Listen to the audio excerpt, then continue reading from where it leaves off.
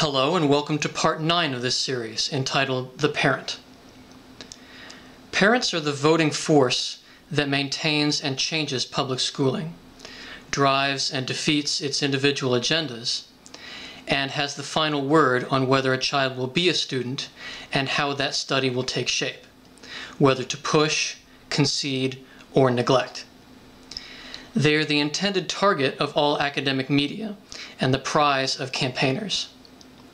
There is no appeal of their individual authority except in extreme circumstances. Their approval is ultimately required for the presence of the school's entire client base, although it is only as a group that parents are courted politically. Individual parents are stepped on because a single vote is no loss.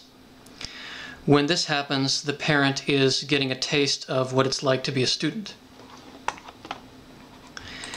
This makes this group essential to any educational proposal, including this one, as the law demands no decision be made without their consent. This thesis proposes ways of inspiring parents to take control of their education provider by educating themselves to the point where there is no need to hire others. But all empowerment comes at a great cost. I've spoken very carefully of passing on educational independence to parents and students, but ultimately most of this is just for the student, and passing this on through parents is difficult because it still may never reach the student. Parenting, or lack of it, is the main deciding factor on whether a child will be educated.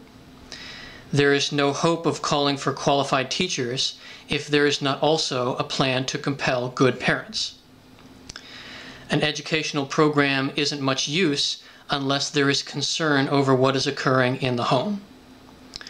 Parental involvement can be a godsend or a terror, just like private institutions, but infinitely more so because the home is the ultimate private institution.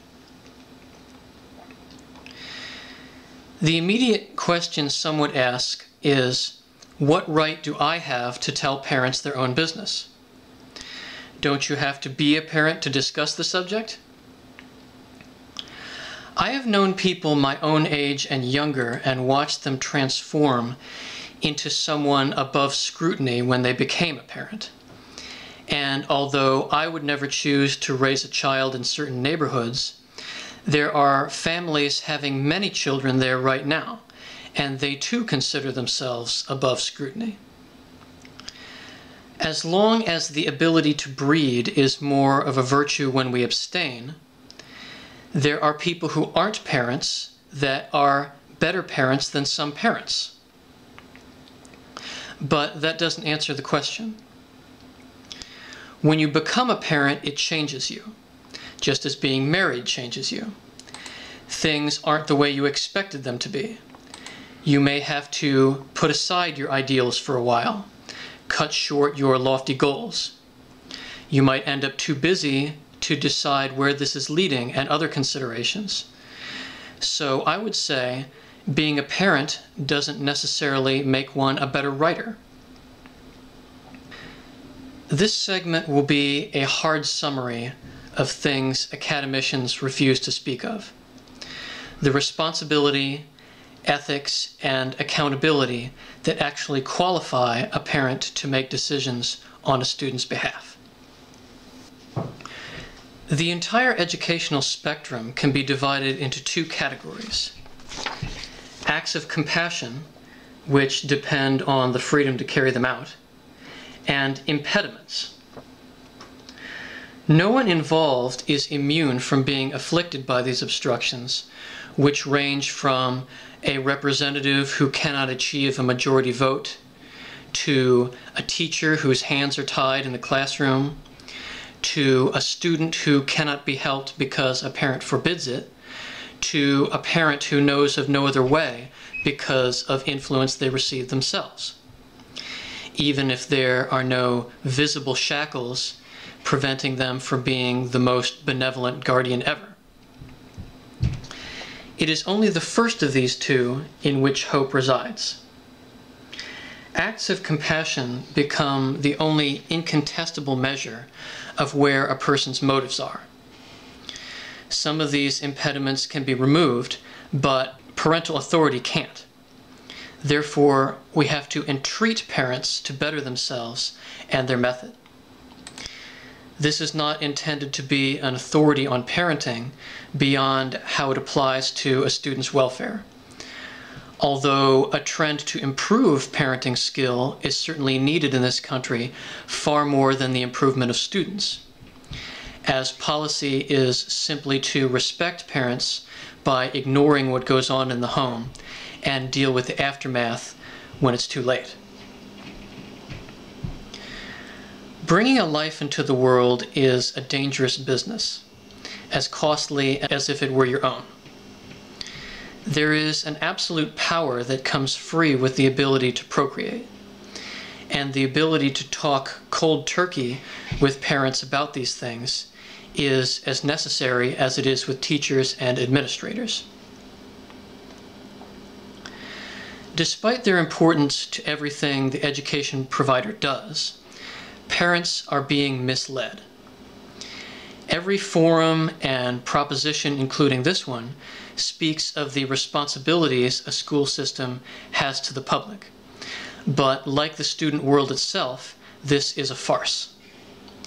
Unless they are enrolled in a class themselves, parents are not the customers of this business. They represent the interests of the educational consumer who has no voice of his own. The source of many unresolved problems within the school system is the fact that it is a business detached from its client base. When decisions affecting what happens in the classroom, schoolyard, and someone's future are chosen by people who are not eyewitnesses to those things, it creates an informational rift that divides interests which represent students from those that simply represent voters. The minds we are given don't obligate us to agree with our progenitors. Parents are the means to reach the clients of the school system. They are not clients themselves. The role of parents in public schooling. Nevertheless, there are legitimate parent interests and involvement, either where parents and students agree, or for those willing to give their offspring a degree of independence. In most cases, a problem with a student should be brought to the student, since just by attending the class, they are in the best position to provide a solution. And information should be addressed to them, since they are the most likely to use it. Some academicians are afraid to do this, or afraid to do it in a non-scolding manner, because they inherently mistrust students or believe they are too young to provide an answer.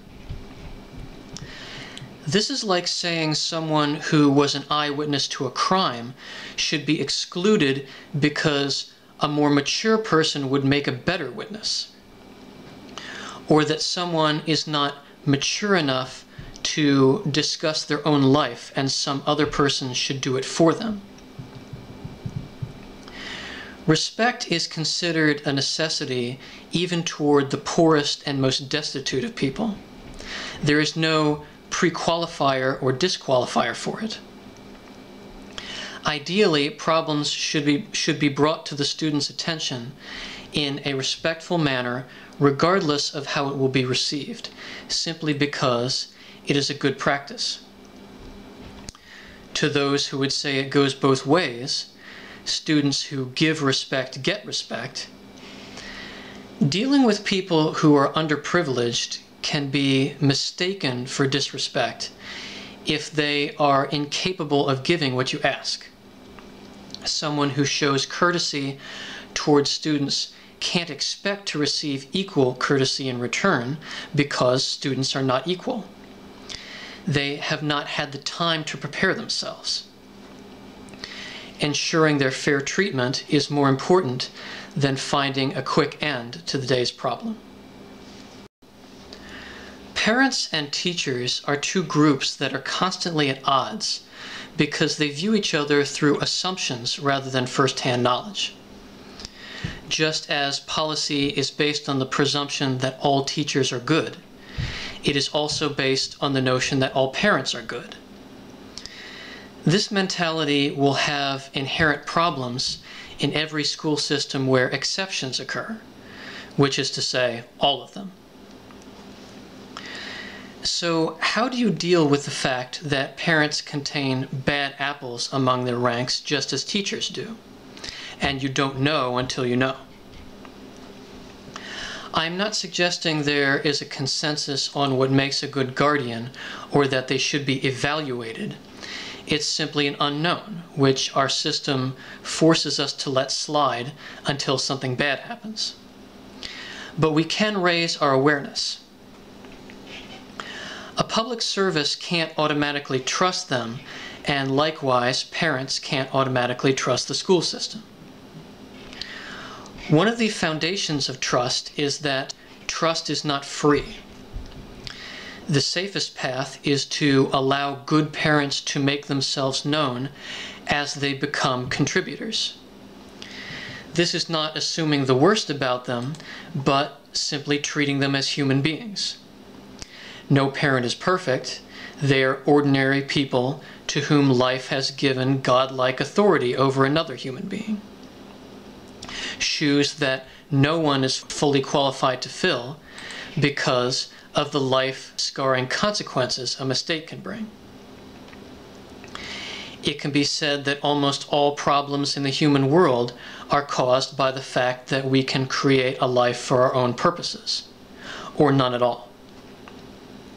Anyone who cares for a child must choose the child's welfare over the sanctity of both parenthood and academics. This change simply calls for them to stop treating each other like deities. It is a wonder that students are treated as an unstable element when parents are a much more unstable element, since they have control whereas the student has none. The reason parental authority is not seen as a problem is because schools depend on it, particularly their undisciplined use of it, to control the one aspect of a student's life that exists beyond the school's jurisdiction, their life at home. Nearly all academic literature is addressed not to the student but to their parents for the purpose of recruiting them as academic agents in the home, whether it is to enforce the recommended hours of study or report misbehavior so the parent may fix the problem one way or another.